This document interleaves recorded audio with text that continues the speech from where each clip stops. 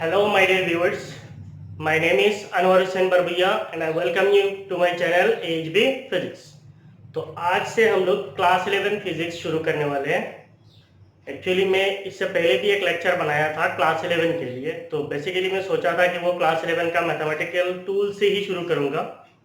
तो मेरा खुद का इंट्रोडक्शन देते देते वो मैथमेटिकल टूल से वो फाइनली जाके जो है मोटिवेशनल वीडियो में कन्वर्ट हो गया। ठीक है, तो इसलिए मैंने फिर से डिसाइड किया कि आज से हम लोग शुरू करेंगे, बिल्कुल फिजिक्स के लिए शुरू करेंगे। ठीक है, so this will be the first lecture in class 11। सो अगर आपको क्लास 11 फिजिक्स पढ़ना है तो क्लास 11 फिजिक्स में पढ़ने के लिए आपको मैथमेटिक्स की ज़रूरत पड़ता है। तो जैसे हम लोग क्लास 11 बोलते हैं तो स्टूडेंट्स बेसिकली इंग्लिश मीडियम से आते हैं, कुछ स्टूडेंट आसामीज मीडियम से आते हैं, कुछ हिंदी मीडियम से आते हैं या फिर कुछ लोग बंगाली मीडियम से आते हैं। तो ये एक मीडियम ट्रांजिशन होता है। तो क्लास 10 तक आपका अपना जो है अपना एक लैंग्वेज होता है और क्लास 11 में आने के बाद सीधा आप इंग्लिश में पहुंच जाते हो। तो यहाँ पे स्टूडेंट बेसिकली क्या करते हैं, प्रॉब्लम फेस करते हैं कि वो लोग सोचते हैं कि यहाँ पे तो सीधा इंग्लिश पढ़ाया जा इंग्लिश का पूरा लिखा हुआ है तो हमें बहुत सारा प्रॉब्लम्स होता है। तो मैं कुछ दिनों से आप लोगों को डील कर रहा हूँ और मेरा लास्ट 6 इयर्स का एक्सपीरियंस है, मैं आपको बता रहा हूँ। ये प्रॉब्लम तो नेचुरल है, ये आपको प्रॉब्लम होगा ही। इस प्रॉब्लम को आपको ओवरकम करना है। तो मान लीजिए अगर आप आसामीज मीडियम से अभी आए हो तो आपको आसामीज के अलावा कुछ और समझ में नहीं आता है, तो इससे आपको प्रॉब्लम हो सकता है। लेकिन अगर आप आसामीज में मान लीजिए फिर हायर सेकेंडरी पढ़ लेते हो तो हायर सेकेंडरी के बाद जब आप डिग्री में जाएंगे तो फिर आपको डिग्री आसामीज में नहीं मिलेगा, फिर आपको इंग्लिश मीडियम में पढ़ना पड़ेगा डिग्री। और हमारा जैसे जैसे एज बढ़ता है तो हमारा एडेप्टेबिलिटी कम हो जाता है। जैसे मान लीजिए अगर आप क्लास 10 से अभी 11 में अगर इंग्लिश को झेल लेते हो तो आपको डिग्री में कोई दिक्कत नहीं होगा। लेकिन अगर हायर सेकेंडरी को फिर आसामीज में पढ़ते हो और जाके अगर डिग्री में इंग्लिश मिलता है तो वहाँ पे आपको एडाप्टेशन में बहुत प्रॉब्लम होगा, क्योंकि डिग्री जो है हायर सेकेंडरी से बिल्कुल उससे और एडवांस्ड है। तो सीधा इंग्लिश वहाँ पे डिग्री में जाके पढ़ने में प्रॉब्लम होगा। तो इट इज़ बेटर कि अभी आप एडेप्टेबिलिटी लाएं। आप थोड़ा में से बहुत ज़्यादा अब स्ट्रगल करना पड़ेगा, आप स्ट्रगल करें, हो जाएगा।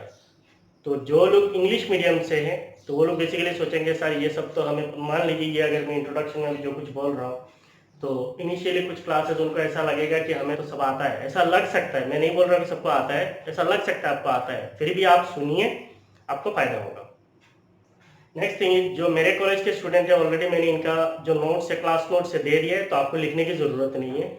जो बाहर के स्टूडेंट्स है वो लोग इस चीज़ को लिख सकते हैं। तो मैं हमेशा कोशिश करता हूँ कि एक बार पूरा जो है बोर्ड फिलअप करने के बाद आपको समय देता हूँ लिखने के लिए, आप उसको पोज करके लिख सकते हैं। और जब मैं पढ़ा रहा हूँ, जब मैं बोल रहा हूँ तो आप खाली सुनिए, उसको लिखने की ज़रूरत नहीं, जस्ट सुनिए अच्छी तरीके से। और जब मैं आपको बोलूँ लिखने के लिए तभी आप लिखना है। ठीक है, तो शुरू करते हैं मैथमेटिकल टूल्स। नाउ इसका नाम क्या है, मैथमेटिकल टूल्स है। तो इसका मतलब मैं आपको मैथ्स नहीं पढ़ाने वाला हूँ। तो मैथमेटिक्स शुरू करेंगे तो आपको लगेगा ये मैथ्स क्यों पढ़ा रहा है फिजिक्स का टीचर। तो फिजिक्स का टीचर आपको मैथमेटिक्स बिल्कुल नहीं पढ़ाएगा, आपका मैथ्स का टीचर जो वो आपको मैथमेटिक्स पढ़ाएगा। जैसे मान लीजिए यहाँ पे हम लोग ट्रिगोनोमेट्री के कुछ पोर्शन पढ़ेंगे, हम लोग यहाँ पे डिफरेंशिएशन पढ़ेंगे, इंटीग्रेशन पढ़ेंगे, फिर वेक्टर अलजेब्रा पढ़ेंगे। तो ये सारे चीज जो है बेसिकली आपको मैथमेटिक्स टीचर आपको मैथमेटिक्स में पढ़ाएगा। मैं टूल्स पढ़ाऊंगा। जैसे एक इलेक्ट्रिशियन होता है तो उसको वायरिंग करने के लिए क्या चाहिए, टेस्टर चाहिए, प्लास चाहिए, कटने के लिए वायर कटर चाहिए, उसको कटने के लिए, है कि नहीं है। तो वैसे ही मुझे फिजिक्स पढ़ाने के लिए जो चीज जो मैथमेटिक्स चाहिए वही मैं पढ़ाऊंगा। तो एक चीज ये है कि आप फिजिक्स जो है मैथमेटिक्स के बिना नहीं पढ़ सकते हो। मैथमेटिक्स के बिना नहीं पढ़ सकते। क्यों नहीं पढ़ सकते, क्योंकि फिजिक्स में जो भी लॉज है, जो भी फंडामेंटल्स है, जो भी हाइपोथेसिस है, उसको एक्सप्रेस करने के लिए, तो express physics we need mathematics. Means physics को समझने के लिए, उसको एक्सप्रेस करने के लिए हमें क्या चाहिए, मैथमेटिक्स चाहिए। तो इसीलिए हमें मैथमेटिक्स का सहारा लेना पड़ता है। तो इसीलिए क्लास 11 का फिजिक्स जो शुरू करने से पहले आपको मैथमेटिकल टूल्स पढ़ाया जाता है। जो मैथमेटिक्स यूज होता है फिजिक्स पढ़ने के लिए वही पढ़ाया जाता है। ठीक है, लेकिन मैथमेटिक्स जो है वो आपको मैथमेटिक्स टीचर ही पढ़ाएगा। तो इसमें कंफ्यूजन नहीं लाना कि फिजिक्स का टीचर मैथ्स पढ़ा रहा है। तो मैथमेटिकल टूल्स में सबसे पहले चीज जो हम लोग पढ़ेंगे, हम लोग ट्रिगोनोमेट्री के कुछ चीज पढ़ेंगे। ट्रिगोनोमेट्री तो ये नया नहीं है, आप लोगों ने सुना है। अब इसमें कुछ स्टूडेंट ऐसे हो सकते हैं जो अदर देन इंग्लिश मीडियम में, वो शायद ट्रिगोनोमेट्री को कुछ और नाम से पढ़ा है। तो एग्जैक्टली व्हाट इज ट्रिगोनोमेट्री, इसका जो हिंदी मीनिंग है वो मुझे नहीं आता है, मैं बेसिकली हिंदी मीडियम का स्टूडेंट नहीं हूँ।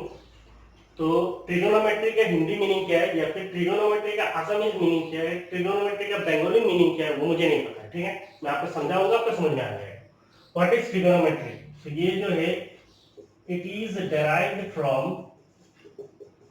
derived from Greek words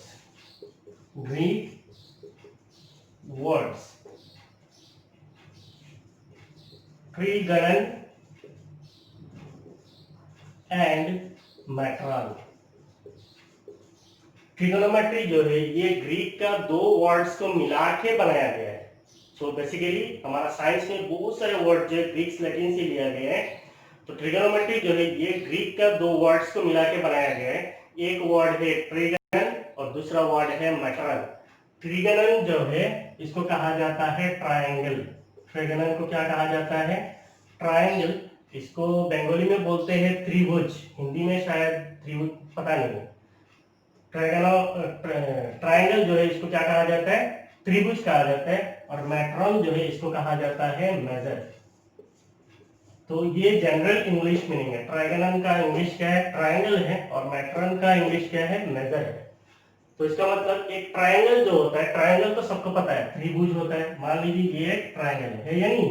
ये क्या है? एक ट्रायंगल है। अब आप इसको मिलाइए। मैं जब बोलता हूँ जैसे ट्रायंगल है, इसको आपने क्या पढ़ा है? त्रिभुज पढ़ा है, क्या पढ़ा है? इसका नाम मिला लीजिए, खत्म है। ये क्या है? ये एक ट्रायंगल है। तो इसको हम बोलते हैं राइट एंगल ट्रायंगल, इसको हम बोलते हैं इक्विलैटरल ट्रायंगल, है कि नहीं है? ये कौन सा ट्रायंगल है? ये भी एक ट्रायंगल है। तो इसको ट्रायंगल्स कहा जाता है। इनको क्या कहा जाता है? ट्रायंगल्स कहा जाता है। इसको राइट एंगल ट्रायंगल कहा जाता है। क्यों? इसका एक एंगल जो है 90 डिग्री है। इसको इक्विलैटरल ट्रायंगल कहा जाता है। क्यों? क्योंकि इसके तीनों एंगल जो है इक्वल है, 60 60 60 का। और ये जो है इसका नाम क्या होगा पता नहीं। मान लीजिए ये 30 डिग्री है, तो ये बाकी दोनों एंगल कितना होगा? मान लीजिए बराबर है, तो टोटल एंगल कितना होता है? 180। तो ये 150 दोनों मिला के 150 है। तो इसका मतलब ये मान लो 75 है, ये मान लो 75 है, सो टोटल इज 180। तो इसको कहा जाता है ट्रायंगल। अब वो ट्रायंगल को आपने क्या पढ़ा है उसके साथ मिला लीजिए, बात खत्म। ठीक है। मेजर का मतलब क्या है? मेजर का मतलब होता है मेजरमेंट। मेजर का मतलब क्या है? मेजरमेंट है। इसको क्या बोलते हैं? नापना। कोई भी चीज को नापना जो है उसको कहा जाता है मेजर। जैसे मान लीजिए ये पेन है, तो अगर कोई आपको बोलेगा what is the length of this pen, तो आप क्या करेंगे? एक स्केल लेंगे, यहाँ पे डालेंगे, डाल के क्या बोलेंगे? इसको मेजर करने के बाद बोलेंगे सर इसका तो लेंथ जो है 12 सेंटीमीटर है। तो ये जो 12 सेंटीमीटर है, this is what is called measure. Means measure करना, मापना, नापना। सो आपको पता चल गया ट्रिगोनोमेट्री। ट्रिगोनोमेट्री क्या है? ये ग्रीक का दो वर्ड से मिला के बनाया गया है। एक होता है ट्रायगोनल और दूसरा होता है मैट्रन। ट्रायगोनल का मतलब ट्रायंगल है और मैट्रन का मतलब मेजर है। ठीक है।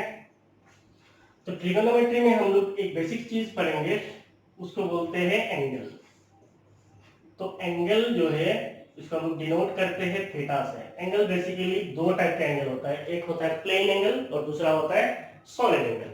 प्लेन एंगल जो है वो 2 डायमेंशनल होता है, सॉलिड एंगल जो है वो 3 डायमेंशनल होता है। तो प्लेन एंगल, सॉलिड एंगल के बारे में भी हम लोग पढ़ेंगे फिजिकल क्वांटिटीज पे अच्छी तरीके से। तो प्लेन एंगल क्या होता है? बेसिकली जो एंगल प्लेन में रिप्रेजेंट किया जाता है। जैसे मान लीजिए ये बोर्ड है, तो इसको इसका प्लेन क्या है? मान लीजिए ये एक्स एक्सिस है, ये वाई एक्सिस है। So this is x axis, this is y axis. So we can represent this is x axis, this is y axis. तो अल्टीमेटली ये क्या बन जाएगा? ये प्लेन बन जाएगा। तो जो एंगल प्लेन में रिप्रेजेंट किया जाता है उसको कहा जाता है प्लेन एंगल। तो मान लीजिए अगर मेरा कोई एक पोजीशन है, मान लीजिए OX, और दूसरा पोजीशन है मान लीजिए OP, इनके बीच में एक कोण बनता है, इसको हिंदी में शायद कोण कहते हैं। तो उसको क्या कहा जाता है? एंगल कहा जाता है। ठीक है। So how to define angle? हम एंगल को कैसे डिफाइन कर सकते हैं?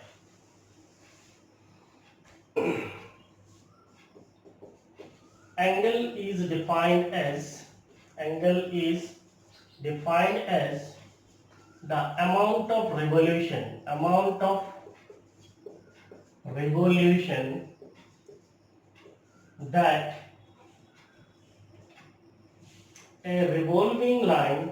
that a revolving line makes with its initial position।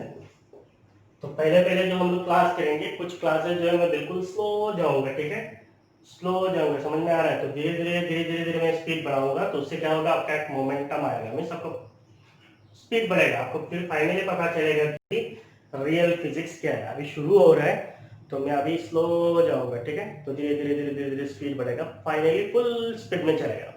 तो पहला 3 महीना जो है वो आपको पूरा ट्रैक में लाया जाता है, तो उसके लिए वो ट्रैक में धीरे धीरे धीरे जाएंगे, ठीक है। एक बार ट्रैक में पहुंच गए तो फिर उड़ेंगे। एंगल क्या है? Theta. What is angle? Angle is defined as the amount of revolution. Amount of revolution का मतलब क्या है? कितना घूमता है। दैट अ रिवॉल्विंग लाइन, कोई एक रिवॉल्विंग लाइन मींस घूमने वाला कोई line makes with its initial position. Initial position का मतलब क्या है? उसका शुरुआत का स्थान। तो मान लीजिए हमारे पास कोई एक लाइन है, से दिस इज अ लाइन। इस लाइन को मैं अगर एक एरो से रिप्रेजेंट करता हूं, मान लीजिए दैट लाइन इज x, और ये जो लाइन है ये इसका इनिशियल पोजीशन है। इनिशियल पोजीशन का मतलब क्या है? शुरुआत कहां से कर रहा है, ये हो गया इनिशियल पोजीशन। ये एक रिवॉल्विंग लाइन है, मींस ये ऐसे रिवॉल्व करेगा। ये मान लीजिए लाइन है, तो ये ऐसे रिवॉल्व करेगा, मींस ये ऐसे घूमेगा, घूम के मान लो यहाँ पे आएगा, तो ये हो गया revolving line. This is a revolving line, means ये ऐसा घूमता है, तो ये हो गया revolving line. So angle is defined as the amount of revolution. Amount of revolution means कितना घूमता है। That a revolving line, कोई एक घूमने वाला line makes with its initial position. तो मान लीजिए ये इसका initial position है, ये घूम के कहाँ पे आता है? यहाँ पे आता है। तो ये घूमने के बाद मान लीजिए इसका जो फाइनल पोजीशन है यहाँ पे आया OP। तो इसका इनिशियल पोजीशन था OX, फाइनल कहाँ पे आया? OP में। So this is the final position. तो कोई एक रिवॉल्विंग लाइन अपना इनिशियल पोजीशन से फाइनल पोजीशन में पहुंचने के बाद उसके बीच में जो रिवॉल्यूशन होता है, उस रिवॉल्यूशन का अमाउंट को कहा जाता है एंगल। और यहाँ पे हमने रिवॉल्यूशन को किस तरीके से मेजर किया है? Anti clock.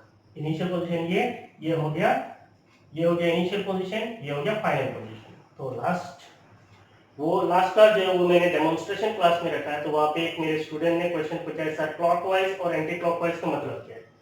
कुछ नहीं है बेटा, आपने क्लॉक को देखा है कि नहीं देखा? कोई भी क्लॉक होता है, क्लॉक का जितने भी इसके अंदर काटा होता है, चाहे वो सेकंड का हो, मिनट का हो या फिर आवर का हो, किधर घूमता है? ऐसे घूमता है कि नहीं है? तो क्लॉक का जो काटे का जो रिवॉल्यूशन का डायरेक्शन होता है उसको कहा जाता है क्लॉकवाइज रोटेशन। मेरा हाथ की तरफ देखो, ऐसे रोटेट होता ही नहीं होता है, इसको कहा जाता है क्लॉकवाइज रोटेशन।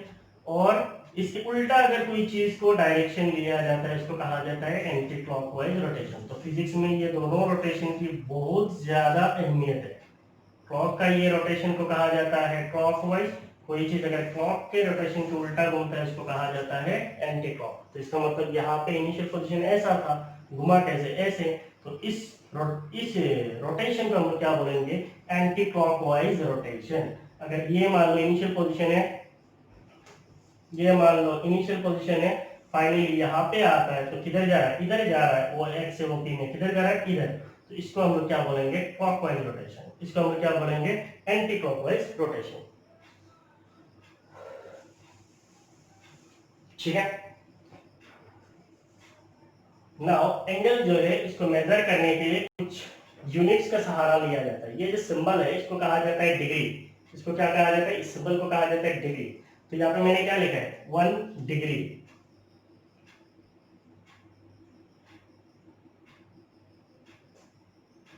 सो 1 डिग्री, 1 डिग्री। अब इसका मीनिंग नहीं पूछना सर व्हाट इज डिग्री, ठीक है। नाम है लिया गया 1 degree. What is 1 degree? 1 degree is equal to 60 minute. 1 degree is equal to what? 60 minute. इसको कहा, ये जो सिंबल है, जैसे मान लीजिए ये अगर मैं ये सिंबल डालता हूँ, एक डैश डालता हूँ, तो ये मिनट का सिंबल है। अगर ये 1 डिग्री के ऐसा अगर डालूंगा तो ये डिग्री का सिंबल है।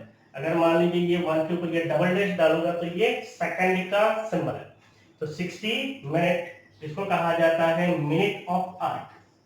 क्योंकि टाइम का भी यूनिट्स है मिनट्स, आवर्स एंड सेकंड, तो इसीलिए इसको नाम थोड़ा बदला। हम लोग ऐसा पढ़ने के लिए 1 degree is equal to 60 minute पढ़ सकते हैं, लेकिन इसको एक्चुअली कहा जाता है minute of arc.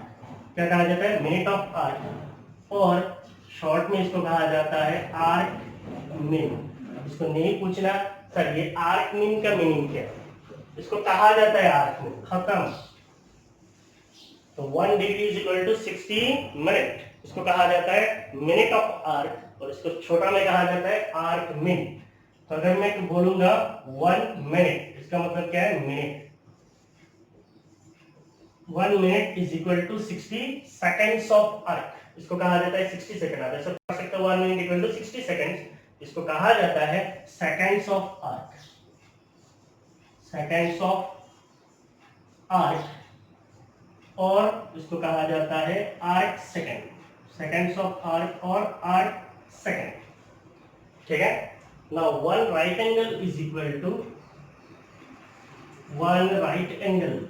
1 right angle का मतलब क्या है, राइट एंगल का जो एंगल है, राइट एंगल का एंगल कितना होता है 90 डिग्रीज होता है। So 1 right angle is equal to 90 degrees. 1 right angle is equal to how much 90 degrees.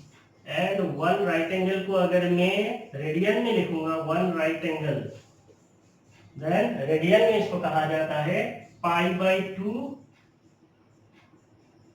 To radian. तो अब ये सवाल आता है, कोई एक स्टूडेंट ने लास्ट क्लास में मुझे पूछा है sir what is radian. Radian is the SI unit of plane angle. What is radian? SI unit of plane angle. जैसे मीटर है वो क्या है, एसआई यूनिट ऑफ लेंथ है। लेंथ को मेजर करने के लिए जो स्टैंडर्ड यूनिट यूज किया जाता है उसको कहा जाता है मीटर। वैसे ही प्लेन एंगल को मेजर करने के लिए जो एसआई यूनिट यूज किया जाता है उसको कहा जाता है रेडियन, बस। So 1 right angle is equal to how much, it is pi by 2 radian. अब आप इस चीज को कॉपी कर लें।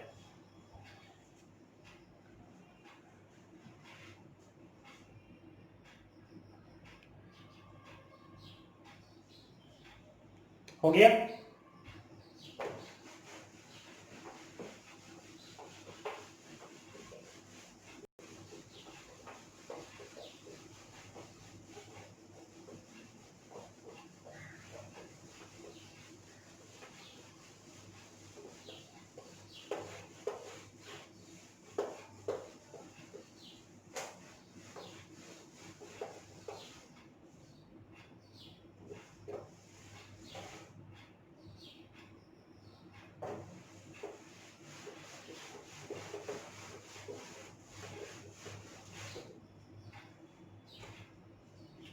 नाउ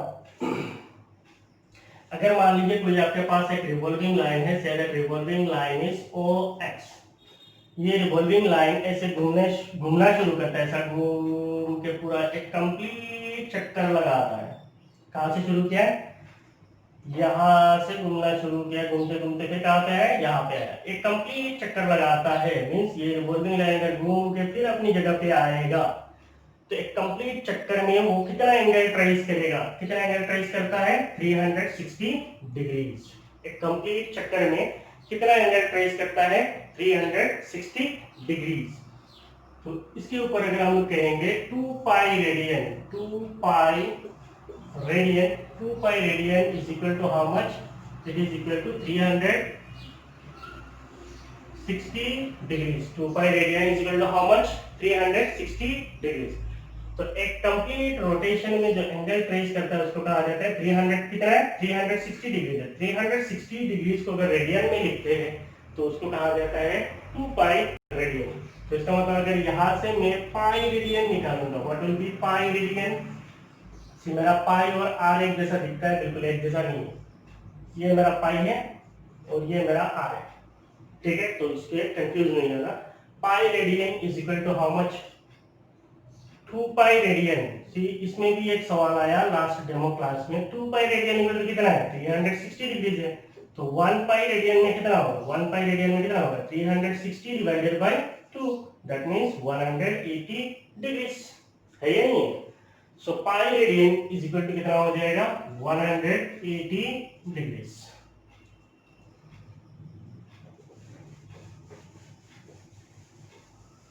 तो अगर मैं यहां से 1 रेडियन निकालूंगा तो कितना होगा, पाई रेडियन इज 180 डिग्री। अगर मैं यहां से 1 रेडियन निकालूंगा, what will B 1 radian, it will B 180 degree divided by पाई।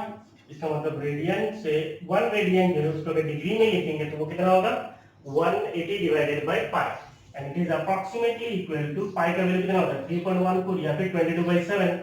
इसका आएगा 57.3 डिग्री। 1 रेडियन का अप्रोक्सीमेट वैल्यू कितना है? 1 रेडियन का अप्रोक्सीमेट वैल्यू है 57.3 डिग्रीज। नाउ अगर मैं लिखता हूं 1 डिग्री, 1 डिग्री, तो 1 डिग्री को अगर आपको रेडियन में लिखना है, 1 degree is equal to radian, तो 180 degree is equal to how much? 180 degree is equal to pi radian. अगर मैं बोलता हूं 1 degree, then it will be pi divided by 180, pi divided by 180 radian. तो इसका मतलब 1 degree is equal to pi divided by 180 radian. Pi 1 degree is equal to pi divided by 180 radian. Okay, यहां तक हो गया। अभी हम लोग कुछ कन्वेंशन के बारे में पढ़ेंगे। कन्वेंशन क्या होता है? कन्वेंशन का मतलब होता है कि इसको ऐसे माना गया है। तो फिजिक्स हो या मैथमेटिक्स हो, ऐसे बहुत सारे कन्वेंशन है। तो कन्वेंशन जो है वो यूनिवर्सली एक्सेप्टेड है और इसको आपको मानना है। ये क्यों है, इसका सवाल का जवाब नहीं है, इट इज कन्वेंशन, लिया जाता है। तो मान लीजिए आपके पास कोई एक लाइन है OX, ये रिवॉल्व कर रहा है, ये घूम रहा है। कैसे घूम रहा है? ऐसे घूम रहा है। अगर मान लीजिए ये घूम के यहाँ पे आ जाता है, तो ये था इसका इनिशियल पोजीशन और फाइनल पोजीशन कहाँ पे है? ये फाइनल पोजीशन है। इसका मतलब रोटेशन कैसा है? रोटेशन एंटी क्लॉकवाइज है। So the angle is taken positive, the angle is taken positive if the revolution is anti-clockwise. If the revolution is anti-clockwise, the angle is taken positive if the revolution is anti-clockwise. अगर आपका जो revolution है, घूमना है, वो अगर anti clock होता है तो एंगल को क्या लिया जाता है? पॉजिटिव लिया जाता है। Always remember, the angle is taken as negative. The angle is taken as negative if the revolution is clockwise. अगर आपका रिवॉल्यूशन क्लॉकवाइज डायरेक्शन में होता है, मान लीजिए ये OX इनिशियल पोजीशन है, ये OP फाइनल पोजीशन है, रिवॉल्यूशन किधर है? क्लॉकवाइज डायरेक्शन में। If the revolution is clockwise, the angle is positive, बिल्कुल नहीं है, द एंगल इज नेगेटिव।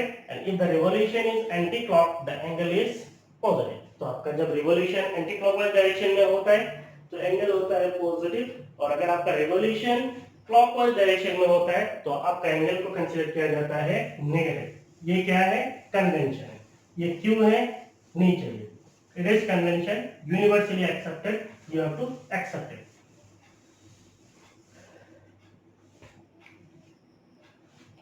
हो गया? तो हमने अभी तक डिग्री पढ़े, एंगल पढ़ा है, डिग्री क्या है, रेडियन क्या है। रेडियन क्या है? SI unit of plane angle. Plane angle को मेजर करने के लिए जो एसआई यूनिट होता है, जो स्टैंडर्ड यूनिट होता है, उसको कहा जाता है radian. Now how can we define 1 radian?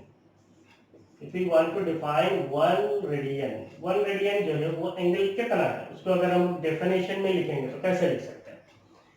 तो मान लीजिए यहाँ पे कोई एक सर्कल है। What is this? This is a circle. ये एक सर्कल है, तो ये सर्कल का एक सेंटर होगा, say that centre is O। Circle होगा तो इसका एक सेंटर है, मान लीजिए वो सेंटर जो है O है। ये मान लो आपका कोई एक रिवॉल्विंग लाइन है, that revolving line is OX। OX क्या आपका एक रिवॉल्विंग लाइन है, और रिवॉल्विंग लाइन जो है घूमता है, वो क्या कर रहा है? घूम रहा है। तो अगर आप देखेंगे यहाँ पे, ये मान लो OX जो है ये इनिशियल पोजीशन है और OP जो है ये आपका फाइनल पोजीशन है। तो रोटेशन कैसा हुआ? ऐसा। तो इसके बीच में जो एंगल होगा वो एंगल मान लीजिए थीटा है। तो ये जो एंगल है इसको हम लोग ऐसा यूनिट में अगर मेजर करेंगे तो इसका ऐसा यूनिट कितना होना चाहिए? 1 रेडियन होना चाहिए। एंगल कितना होना चाहिए? 1 रेडियन। और ये 1 रेडियन एंगल कब होगा? मान लीजिए ये अगर रेडियस ऑफ सर्कल है, ये क्या होगा? Radius of circle. तो ये भी क्या होगा? ये भी रेडियस ऑफ सर्कल। तो 1 रेडियन इज द एंगल, और ये क्या है? मेरा पोजीशन यहाँ से यहाँ तक गया, तो ये जो चीज इसको कहा जाता है आर्क। ये जो सर्कल है इसका ये जो पोर्शन है, ये जो पोर्शन है, इसको क्या कहा जाता है? आर्क कहा जाता है।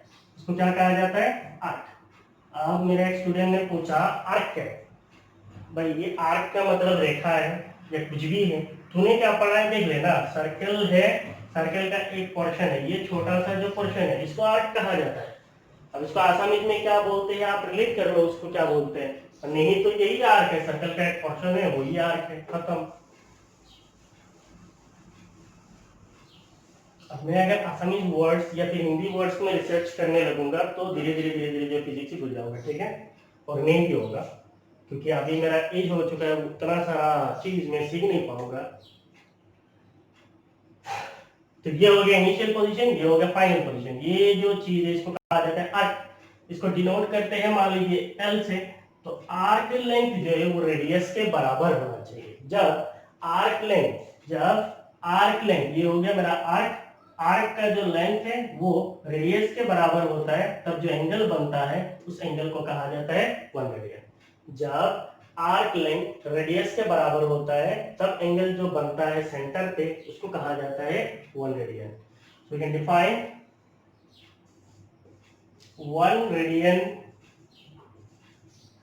is the angle subtended. 1 radian is the angle subtended at the center of a circle. At the center of a circle by an arc of the circle whose arc length is equal to the radius of the circle. So what is 1 radian? 1 radian is the angle. 1 radian जो है ये angle है, ये कोण है, ठीक है। 1 radian is the angle, means ये एक एंगल है। सबटेंडेड, सबटेंडेड का मतलब क्या है, बनना है, बनता है कहाँ पे, at the centre of circle.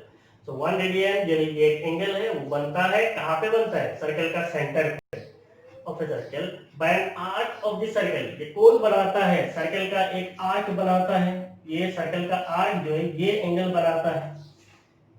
उस arc length is equal to the radius of the circle, और ये जो आर्क है इसका जो लेंथ है वो रेडियस के बराबर है। जब सर्कल का आर्क का लेंथ रेडियस के बराबर होगा तो सेंटर पे जो एंगल बनेगा उसको हम क्या बोलेंगे, 1 रेडियन, ठीक है। तो यहां तक आप लोग कॉपी कर ले जल्दी जल्दी।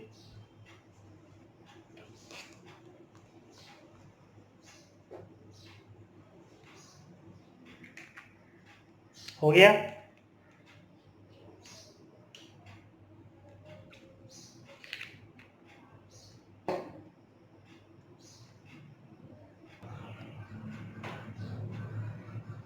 तो अभी हम लोग ने एंगल्स के बारे में पढ़ा है, इनके एप्लीकेशंस कैसे करते हैं वो देखेंगे, ठीक है। So a circular arc of length 5 centimetre. So there is a circular arc. Circular arc का मतलब क्या है, सर्कल का आर्क, खत्म, सर्कल का एक टुकड़ा है बस, उसको सर्कुलर आर्क कहा जाता है। So there is a circular arc, say this is the circular arc of length 5 centimetre. तो ये जो मेरा सर्कुलर आर्क है इसका जो लेंथ है, arc length, that arc length is equal to how much, 5 centimetre. Find the angle subtended by it at the center. Find the angle, आपको क्या निकालना है, find the angle, आपको एंगल निकालना है। तो अगर हम लोग बोलते हैं ऐसे एज्यूम कर लीजिए, ये अगर सर्कल को हम लोग पूरा कर लेंगे तो ये सर्कल कैसे बनेगा, कुछ इस तरह बनेगा। तो इसका सेंटर कुछ यहाँ पे होगा,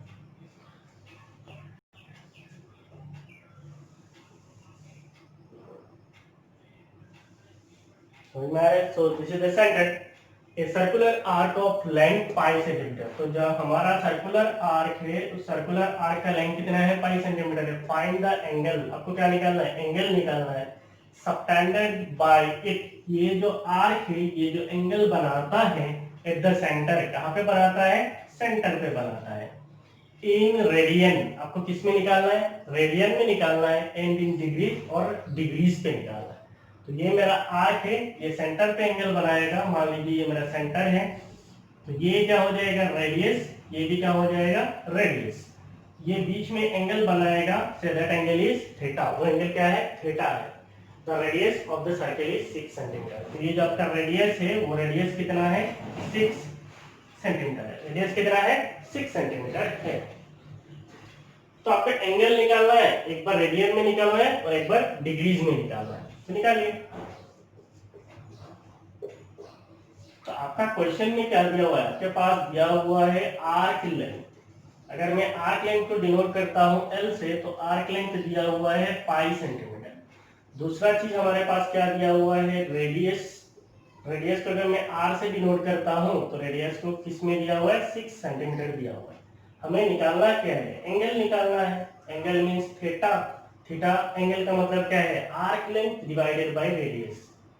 थीटा एंगल का मतलब क्या है, आर्क लेंथ। आर्क लेंथ का मतलब मान लीजिए एल है सिंबल, डिवाइडेड बाय रेडियस। और अगर मैं रेडियस का सिंबल बोलता हूं आर, तो l by r. That means theta is equal to what, l by r. इसका मतलब arc length by radius is angle. So what is my l, l is length of arc, ये कितना है पाई, divided by radius कितना है 6, इधर centimetre इधर centimetre, cancel.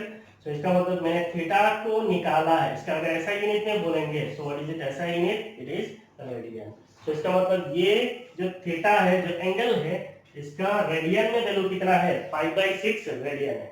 अगर मैं इसको डिग्रीज में कन्वर्ट करूंगा थीटा, तो ये कितना हो जाएगा, pi by 6। What is 1 degree, 1 degree कितना है 180 degrees is equal to pi radian है। तो इसका मतलब 1 degree is equal to how much, pi by 180 radian है। 1 डिग्री को अगर मैं रेडियन में कन्वर्ट करूंगा, तो ये कितना है, पाई बाय 180 रेडियन है। अभी हमें क्या करना है, रेडियन से डिग्री में लेकर जाना है। तो हमें पता है pi radian is equal to what, 180 degrees.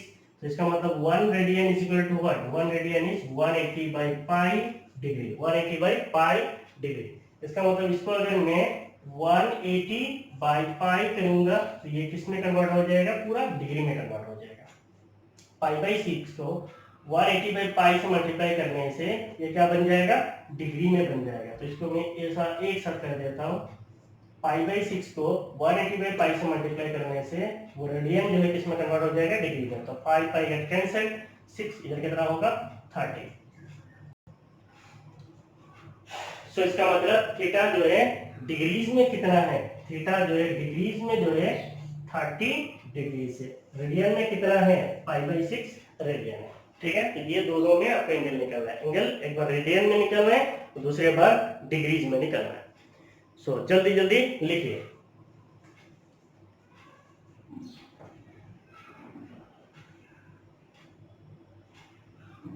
लिख लिए। सो अभी हम लोग और एक प्रॉब्लम करेंगे। When a clock shows 4 o'clock means अगर कोई, क्लॉक का मतलब क्या है, घड़ी है। तो ये मान लीजिए आपका घड़ी है, ठीक है, बोल हो गया। चलो, when a clock shows 4 o'clock, जब घड़ी में 4 बजता है, how much angle do its minute and hour needle makes. तो अगर मैं ऐसा क्लॉक को डिवाइड करूंगा, तो क्लॉक आप लोगों ने सब लोगों ने आप लोगों ने देखा होगा।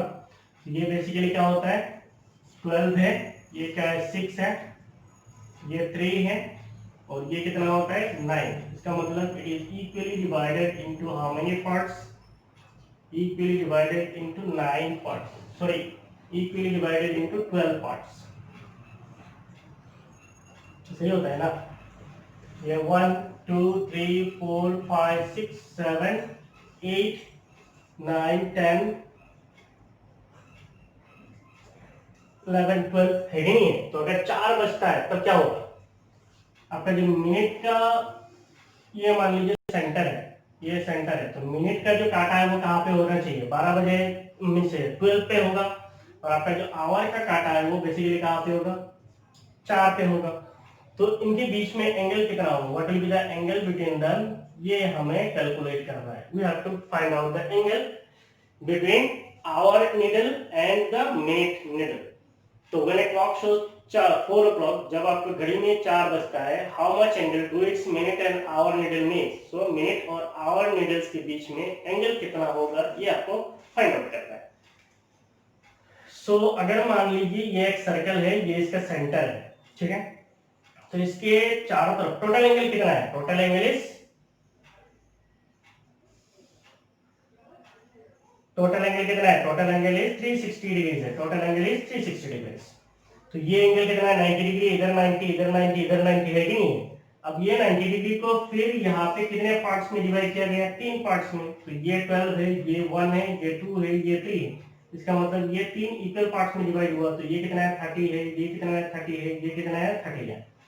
फिर ये भी कितने पार्ट्स में डिवाइड होगा, 3 पार्ट्स में डिवाइड होगा। इधर 30 है, इधर 30 है, इधर 30 है। तो ये 4 5 6, तो ये कितना है 30 है, ये कितना है 30 है, ये कितना है 30 है। तो एक साइड में टोटल कितना है 180 है। टोटल मिलाने से कितना है, टोटल मिलाने से 360 डिग्री है। तो अभी हमें एंगल कौन सा चाहिए, ये 12 और 4 के बीच में, इनके बीच में एंगल चाहिए। इनके बीच में एंगल कितना होगा 30 प्लस 30 प्लस 30 प्लस 30 कितना है 120। सो मिल गया आपका answer. Angle between hour and angle between hour and minute needle is theta. So this angle theta will be equal to 4 times 30 है, कितना है 1 2 3 4, 4 गुना करेंगे किसको 30 को। So 4 times 30 degree, that means it is how much 120 degrees है। that means theta जो है angle जो है वो कितना है 120 डिग्रीज है। और अगर मैं इसको रेडियन में लिखूंगा तो ये कितना हो जाएगा, 120 को रेडियन में कन्वर्ट करना है, पाई रेडियन, रेडियन में कन्वर्ट करना है डिग्री को। तो 1 डिग्री इक्वल टू कितना है 180 डिग्री इक्वल टू कितना है पाई रेडियन है। तो 1 डिग्री इक्वल टू कितना है पाई बाय 180 रेडियन है। 1 डिग्री इक्वल टू कितना है पाई बाय 180 रेडियन। जिसका मतलब 120 को अगर मैं पाई बाय 180 से मल्टीप्लाई कर दूंगा तो वो किसमें कन्वर्ट हो जाएगा, रेडियन में। सो ये पाई है, ये कितना है 2/3। तो इसका मतलब ये 2 पाई डिवाइडेड बाय 3 रेडियन है। तो डिग्रीज में कितना है 120 डिग्रीज है और रेडियन में कितना है 2 पाई बाय 3 रेडियन है। ठीक है,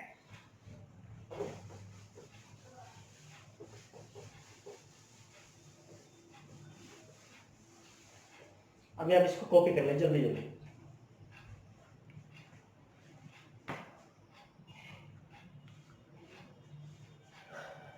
हो गया। सो अब हम और एक एग्जांपल करेंगे। से this example number 3। The question is the moon's distance. So what is the moon, चांद सबको पता है, से ये मून है। The moon's distance from the earth is, से दिस इज द मून। ये क्या है आपका मून है। The moon's distance from the earth is 360,000 kilometre है। सो कितना है 3.6 इंटू 10⁵ भी लिख सकते हैं। सो इतना है किलोमीटर है। तो अगर मैं बोलता हूँ ये मेरा अर्थ है, ये क्या है अर्थ है।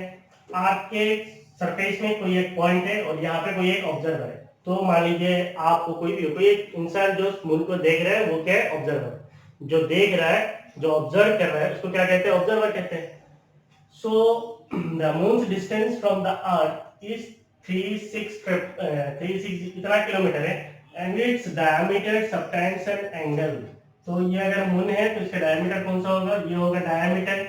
the diameter, subtends and angle of 42 minutes। हम क्या बोलेंगे 42 minutes of arc या फिर 42 arc minute। तो यहाँ पे कोई ऑब्जर्वर है, चला गया टेढ़ा हो गया।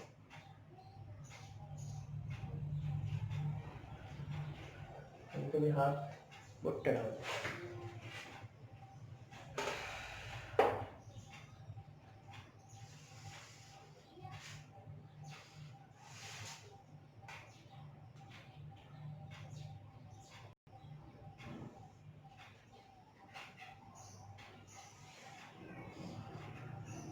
चलो, तो ये हमारा आर्क है। आर्क का सरफेस में कोई एक पॉइंट है, say that point is P. यहाँ पे हमारा ऑब्जर्वर खड़ा है, वो किसको देख रहा है, मून को देख रहा है। मून का जो डायमीटर है वो एक एंगल बनाता है, वो एंगल कितना है थीटा है। और ये जो थीटा एंगल है वो थीटा एंगल कितना है 42 मिनट्स ऑफ आर्क है या फिर 42 मिनट्स है। What is the diameter of the moon. ये जो हमारा मून है इसका डायमीटर कितना होगा ये हमें कैलकुलेट करना है। मून का डायमीटर क्या करना है, कैलकुलेट करना है। एक चीज और दिया हुआ है, the moon's distance from the earth. Earth से मून तक का जो डिस्टेंस है से इट इज कैपिटल आर, वो डिस्टेंस दिया हुआ है 360 फीट 000 किलोमीटर। ये डिस्टेंस दिया हुआ है, अर्थ से मून तक का डिस्टेंस दिया हुआ है। अगर ये आर होगा तो ये भी कितना होगा, आर होगा, तो सेम डिस्टेंस होगा।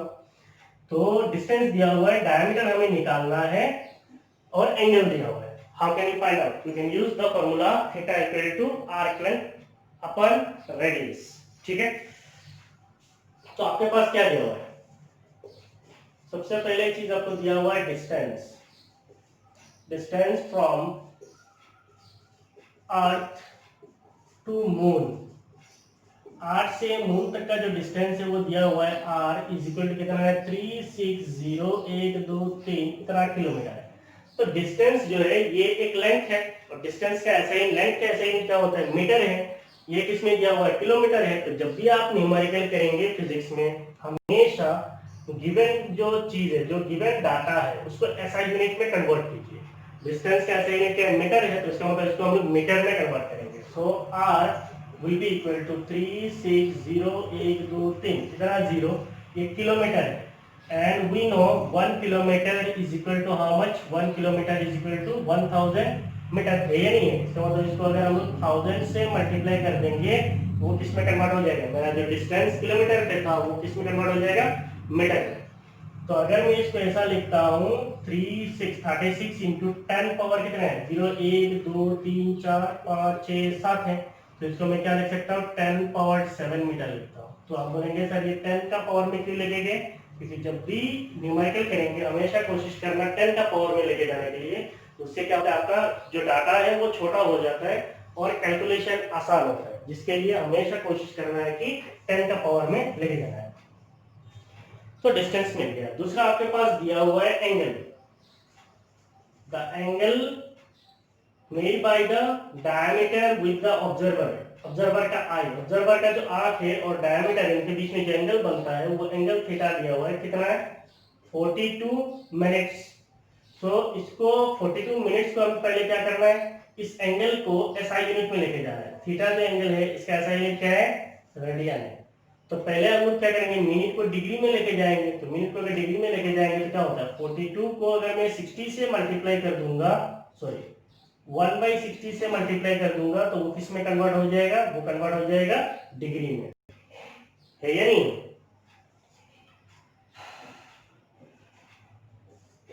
60 मिनट इज इक्वल टू कितना होता है, 60 मिनट इक्वल टू 1 डिग्री होता है। इसका मतलब 1 मिनट इक्वल टू कितना हो जाएगा, 1/60 डिग्री। तो 1 मिनट इक्वल टू 1/60 डिग्री, इसका मतलब 42 मिनट इक्वल टू 42 इंटू 1/60 करेंगे तो वो किसमें चला जाएगा, डिग्री में चला जाएगा। अब हमें किसमें लेके जाना है, रेडियन में लेके जाना है। और हमें पता है 180 डिग्री इज इक्वल टू कितना होता है, पाई रेडियन होता है। तो 1 डिग्री इक्वल टू कितना होता है, पाई बाय 180 रेडियन होता है। 1 डिग्री इक्वल टू कितना है, पाई बाय 180 रेडियन। इसका मतलब ये हो गया 42। इसको जब मैं 1/60 से मल्टीप्लाई किया तो वो डिग्री में आया। अब इसको अगर मैं फिर से 1 पाई बाय 180 से मल्टीप्लाई करूंगा, if I will multiply this by pi by 180 तो वो किस में कन्वर्ट हो जाएगा, वो कन्वर्ट हो जाएगा रेडियन में। क्लियर? तो आपको एंगल का ऐसा ही क्या है, रेडियन है, इसीलिए आपने 42 मिनट्स को रेडियन में कन्वर्ट किया है ना। इसको कैलकुलेशन करके देखिए, कुछ तो होगा।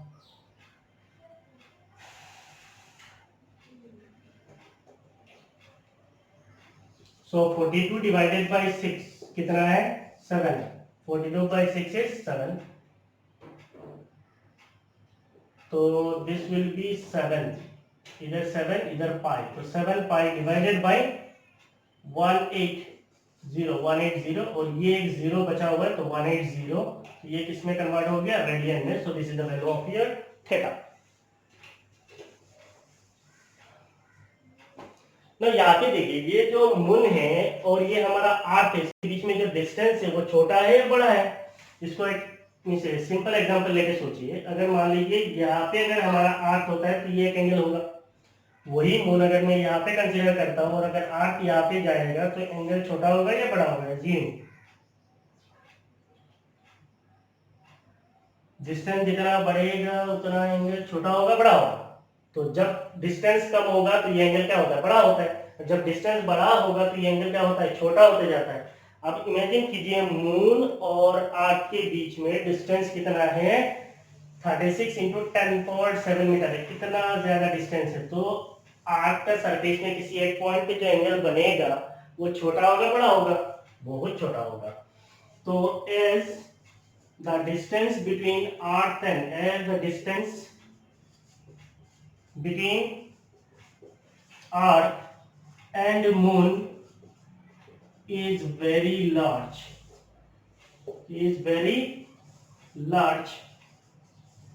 angle theta is very small as the distance between earth and moon is very large।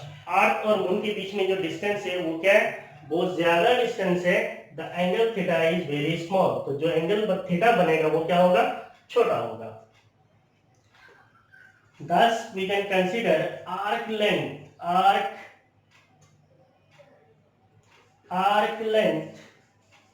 is approximately equal to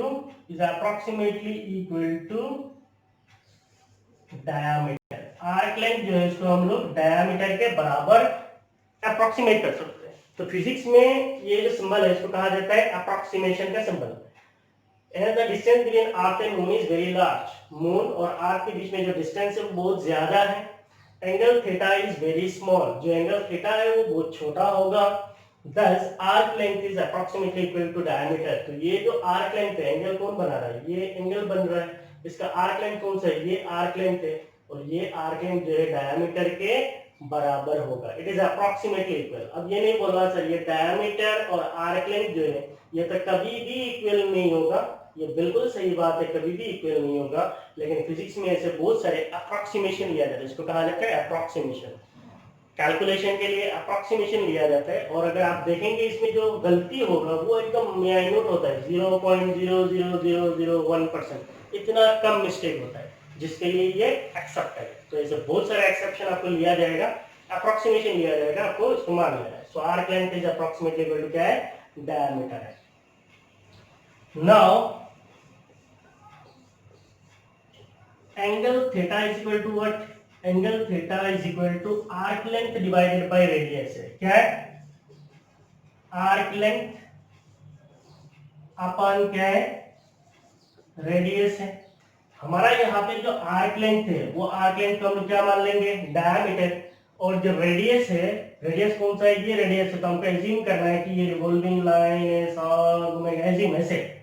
तो ये जो डिस्टेंस है that will consider the distance, तो डिस्टेंस क्या ले लेंगे, आर। तो इसका मतलब डायमीटर बाई आर है। That means theta equal to क्या है, डी बाई आर है। That is theta is equal to what, D by R. हमें निकालना क्या है, डी निकालना है। सो विल कैलकुलेट, पहले आप यहां पे लिख लीजिए।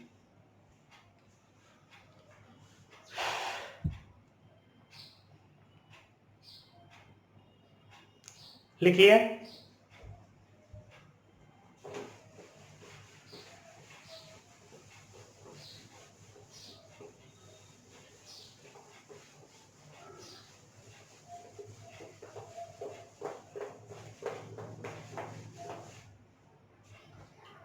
हमें निकालना है diameter d। So what will be d, it will be equal to theta into r।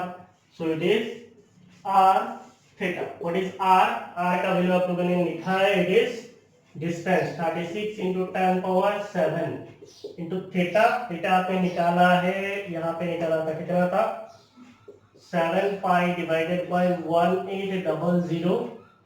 तो ये हो जाएगा डिस्टेंस, डायमीटर, तो ये किसमें आएगा, मीटर में। नाउ सी ये कितना होगा,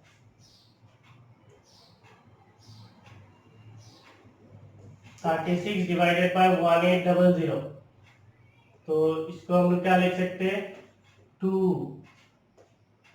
divided by 100। So it is 2 by 100। 36 divided by 1800, ये कितना हो जाएगा, 2 by 100 into 10⁻7 into 10⁻7 into 7 pi, ये तो रह गई।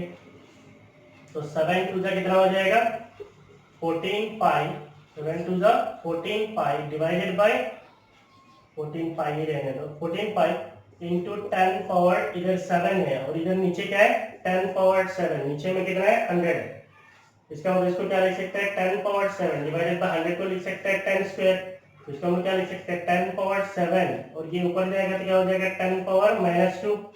तो इसका मतलब ये बेस सेम होने से पावर क्या होता है n होता है, चलिए 7 - 2, इसका मतलब ये कितना है 10 पावर 5 है। तो इसका मतलब इनटू 10 पावर 5 है। So this is in metre, ये किसमें है मीटर में है।